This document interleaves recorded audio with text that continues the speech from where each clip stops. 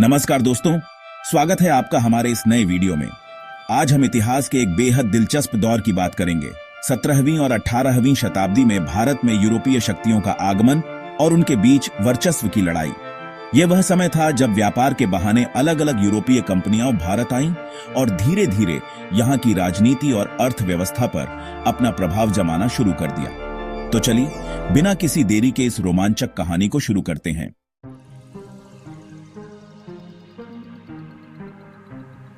17वीं शताब्दी की शुरुआत में पूर्व के व्यापार में डच ईस्ट इंडिया कंपनी, जिसे वेरिंगडे ओस्टिंडिशे कंपनी, वेरिनिगडे ओस्टिंडिशे कंपनी वीओसी के नाम से भी जाना जाता है, एक बड़ी ताकत के रूप में उभरी। उन्होंने बड़ी ही कुशलता से पुर्तगालियों को मसालों के व्यापार से बाहर कर दिया और इंडोनेशिया के द्वीपों पर अपना एकाधिकार स्थापित कर लिया। उनकी कंपनी बेहद संगठित थी और उनके पास पर्याप्त संसाधन और शक्तिशाली नौसेना थी। मसालों के अलावा डचों ने भारत में भी अपनी व्यापारिक गतिविधियां शुरू की। उन्होंने गुजरात में सूरत, तमिलनाडु में पुलिकट, बंगाल में चिंसुरा जैसे कई स्थानों पर अपनी कोठियां स्थापित की। वे यहां से नील, रेशम, कपड़े और शोरा जैसी वस्तुओं का व्यापार करते थे। हालांकि भारत में उनका मुख्य ध्यान मसालों के व्यापार पर ही केंद्रित रहा, लेकिन भारत में डचों का प्रभुत्व लंबे समय तक नहीं टिक सका। धीरे धीरे उनकी टक्कर एक और महत्वाकांक्षी यूरोपीय शक्ति अंग्रेजों से होने लगी।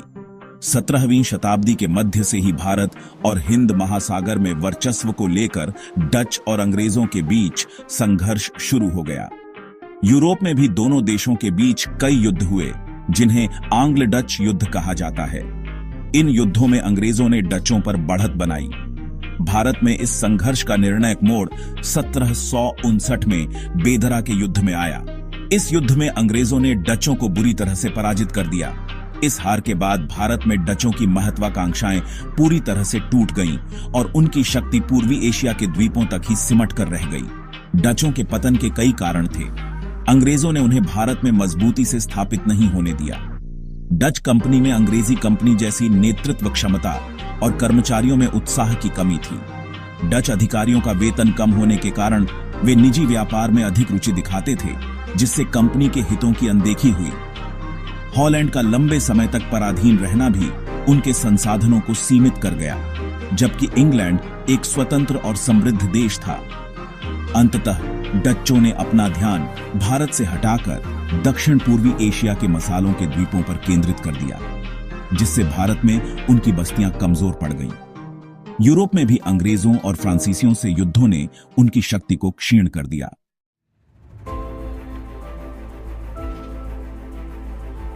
अब बात करते हैं अंग्रेजों की। 16वीं शताब्दी के अंत तक एशियाई वस्तुओं की यूरोप में भारी मांग थी और इस लाभदायक व्यापार ने अंग्रेजों को भी पूर्व की ओर आकर्षित किया। 1599 में मिल्डेनहॉल नामक एक साहसी व्यापारी भारत आया। अंग्रेजों के भारत में व्यापार की शुरुआत 1600 में हुई, जब इंग्लैंड की महारानी एलिजाबेथ प्रथम ने एक रॉयल चार्टर जारी करके governor and company on off merchants on off London trading into the east Indies यानी ईस्ट इंडिया कंपनी को पूर्व में व्यापार करने का विशिष्ट अधिकार प्रदान किया। शुरुआत में यह अधिकार 15 वर्षों के लिए था, जिसे बाद में अनिश्चित काल के लिए बढ़ा दिया गया।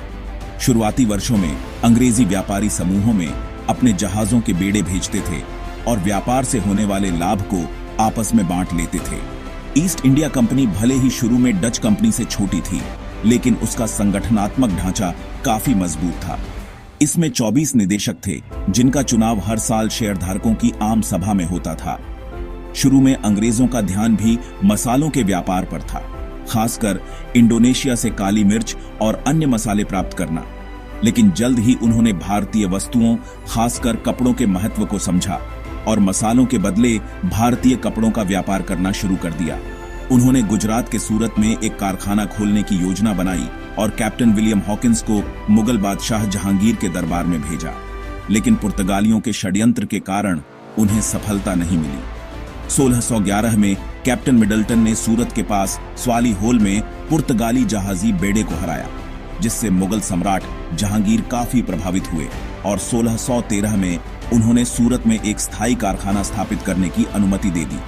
इससे पहले 1611 में अंग्रेजों ने मसूलीपट्टनम में भी एक कारखाना स्थापित कर लिया था। इसके बाद सर थॉमस रो को 1615 में जहांगीर के दरबार में भेजा गया, जहां उन्होंने 1619 तक रहकर कई व्यापारिक विशेषाधिकार प्राप्त किए। अंग्रेजों ने धीरे धीरे भारत के विभिन्न हिस्सों में अपने व्यापारिक केंद्र स्थापित करने शुरू कर दिए। उन्होंने सूरत, भड़ौंच, अहमदाबाद, मसूलीपट्टनम जैसे स्थानों पर कारखाने खोले और अपनी सुरक्षा के लिए इन केंद्रों की किलेबंदी भी की। 1639 में उन्होंने मद्रास को लीज पर लिया और वहां फोर्ट सेंट जॉर्ज का निर्माण किया। 1661 में इंग्लैंड के राजा चार्ल्स द्वितीय को पुर्तगाली राजकुमारी से शादी में बॉम्बे दहेज के रूप में मिला, जिसे उन्होंने बाद में ईस्ट इंडिया कंपनी को किराए पर दे दिया। 1687 में कंपनी का मुख्यालय सूरत से बॉम्बे स्थानांतरित कर दिया गया। पूर्वी भारत में भी अंग्रेजों ने अपनी पैठ बढ़ाई। 1633 में ओडिशा के बालासोर और 1651 में बंगाल के हुगली में कारखाने स्थापित किए गए। पटना, ढाका और कासिम बाजार भी महत्वपूर्ण व्यापारिक केंद्र बन गए। 1658 तक बंगाल, बिहार, ओडिशा और कोरोमंडल तट फोर्ट सेंट जॉर्ज के नियंत्रण में आ गए। 1690 में बंगाल के नवाब इब्राहिम खान ने अंग्रेजों को व्यापार के लिए आमंत्रित किया। 1691 में औरंगजेब ने एक निश्चित वार्षिक राशि के बदले में बंगाल में छूंगी रहित व्यापार की अनुमति दे दी। अंग्रेजों ने सुल्तानती में एक कारखाना स्थापित किया और उसकी किलेबंदी की। 1698 में उन्होंने सुल्तानती, गोविंदपुर और कालिकाता गांवों की जमींदारी खरीद ली, जो आगे चलकर कलकत्ता के रूप में विकसित हुआ। यहां उन्होंने फोर्ट विलियम नामक एक मजबूत किला बनवाया। 18वीं शताब्दी की शुरुआत में मुगल साम्राज्य कमजोर पड़ने लगा और अंग्रेजों ने इसका भरपूर फायदा उठाया। 1717 में जॉन सरमैन के नेतृत्व में एक अंग्रेजी शिष्टमंडल ने मुगल सम्राट फर्रुखसियर से एक शाही फरमान प्राप्त करने में सफलता हासिल की। इस फरमान से कंपनी को बंगाल, गुजरात और दक्कन में कई महत्वपूर्ण व्यापारिक रियायतें मिली, जिससे उनका व्यापार और भी तेजी से बढ़ने लगा।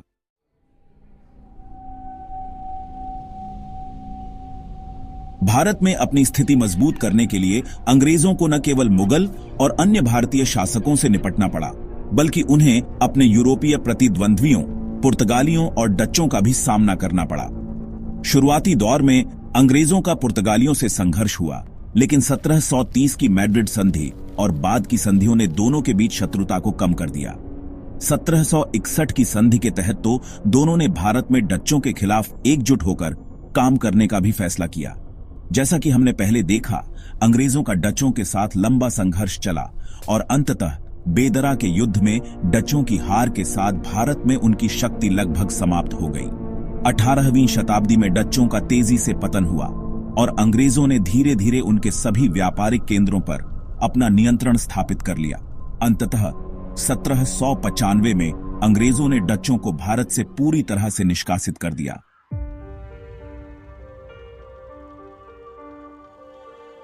अंग्रेजों ने बहुत जल्द अरब सागर और फारस की खाड़ी पर अपना एकाधिकार स्थापित कर लिया। वे भारत से कपड़ा, नील, शोरा, मसाले और मलमल जैसी वस्तुओं का बड़े पैमाने पर व्यापार करते थे।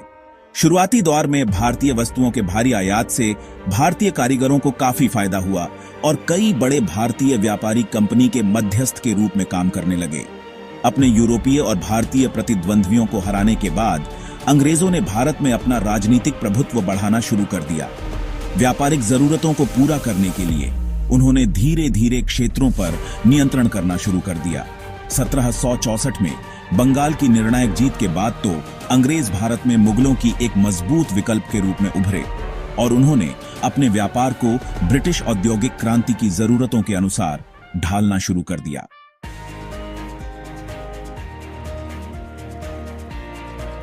तो दोस्तों, यह थी 17वीं और 18वीं शताब्दी में भारत में यूरोपीय शक्तियों के संघर्ष और अंततः अंग्रेजों के प्रभुत्व की कहानी। उम्मीद है आपको यह वीडियो पसंद आया होगा। अगर आपके कोई सवाल या सुझाव हैं तो हमें कमेंट करके जरूर बताएं। हमारे चैनल को सब्सक्राइब करना न भूलें और मिलते हैं अगले वीडियो में। धन्यवाद।